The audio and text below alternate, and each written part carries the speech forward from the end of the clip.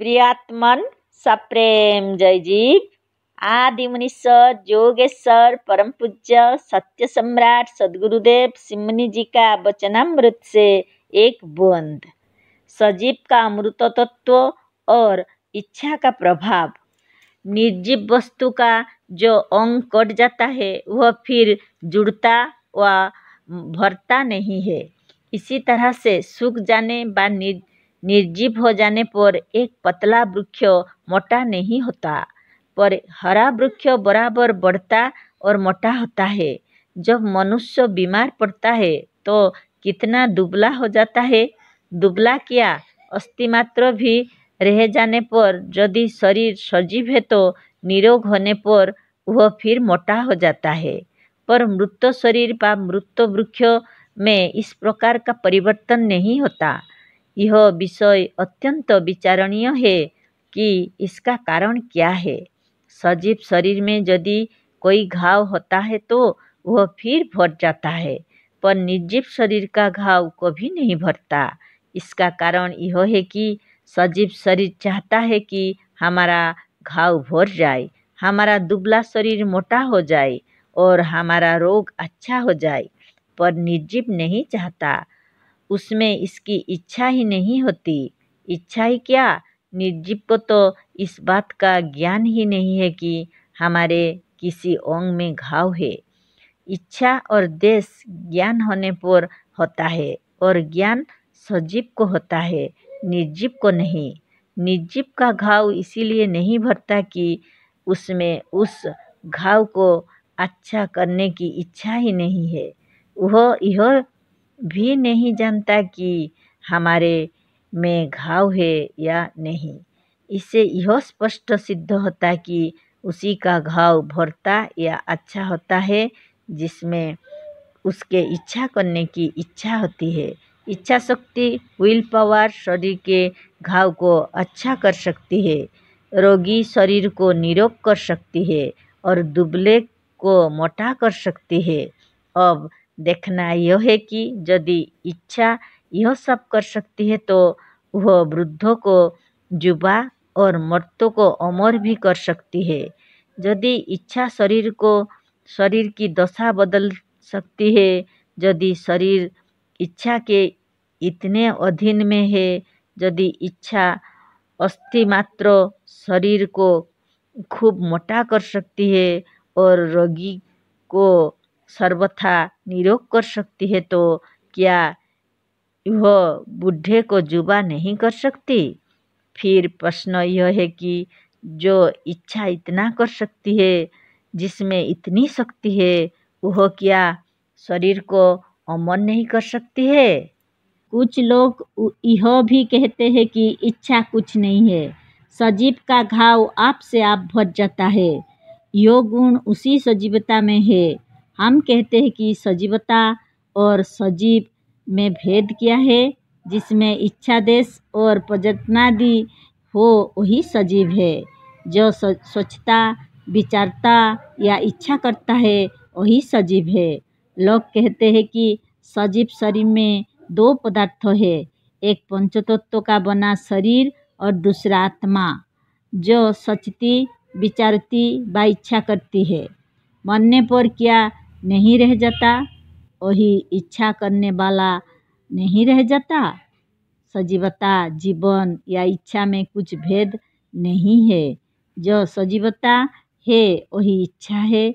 और तो जो लोग कहते हैं कि सजीवता ऐसा करती है, वे भी इस सिद्धांत से अलग नहीं जाते।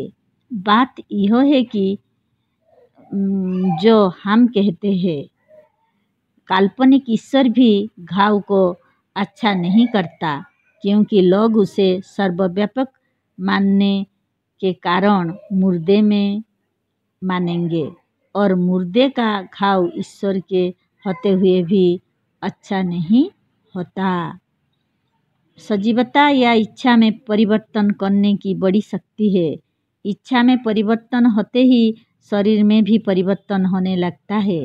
देखते देखते शरीर लाल हो जाता, भयंकर हो जाता और कभी सौम्य हो जाता है। क्षण मात्र में यह उदास हो जाता और कभी क्षण मात्र में ही प्रसन्न हो जाता है। फोड़ा, फुंसी, जोर, खांसी आदि सब प्रकार का परिवर्तन सजीव शरीर में ही होता है। सजीव वृक्ष ही नित्य बढ़ता, मोटा होता, फूलता और फलता है, पर एक सूखे काठ में इतना या इस प्रकार का परिवर्तन नहीं होता। अतः यह सारा परिवर्तन सजीवता के ही अधीन में है। इसी का अस्तित्व इन सबों को सिद्ध करता है। सजीवता और इच्छा शक्ति के एक होने के कारण हम यह कह सकते हैं कि यह सारा परिवर्तन या रूपांतर इच्छा के ही बस में है। इच्छा जिस प्रकार का रूपांतर चाहे कर सकती है, जिस प्रकार का परिवर्तन चाहे कर सकती है।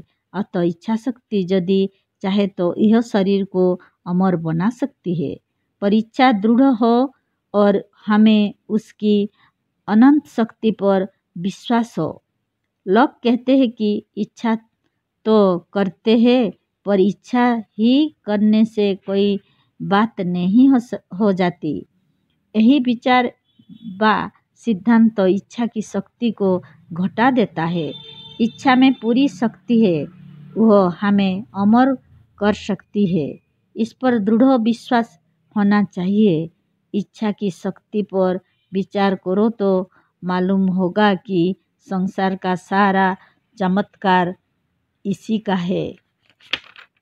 सुंदर से सुंदर फूल जब तोड़ लिया जाता है, जब वह एक सजीव वृक्षों की सजीव डाली से अलग कर लिया जाता है, तो उसकी सारी सुंदरता नष्ट हो जाती है और वह मुरझा जाता है। चिड़ियों की चहचहाहट, फूलों की सुंदरता और पशुओं की कूदफान और आनंद उल्लास का सारा कारण कौन है?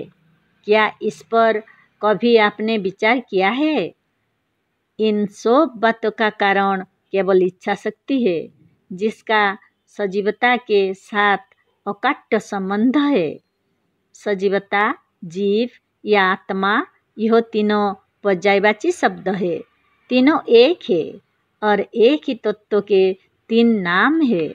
सजीव में इच्छा होती है और आत्मा के साथ मन रहता है। आत्मा, मन और इच्छा शक्ति तीनों एक है। इच्छा शक्ति, आत्मबल व मनबल बहुत बड़ा बल है।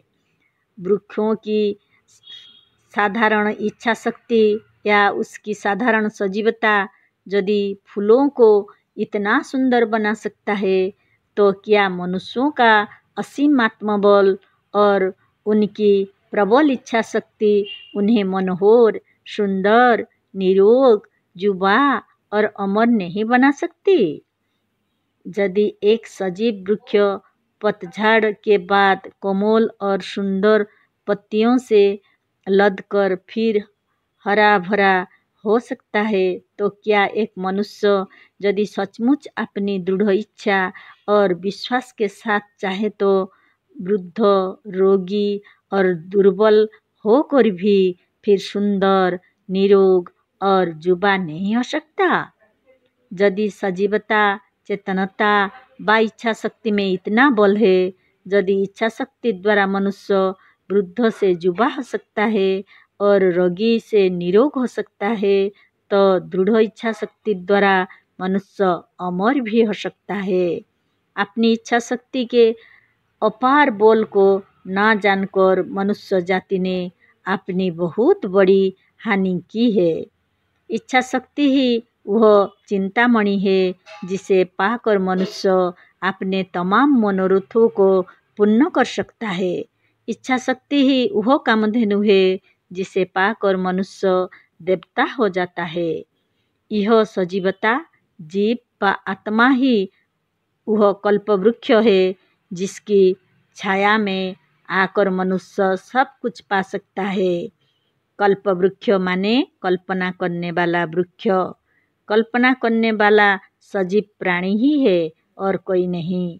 कामधेनु माने कामना करने वाली धेनु।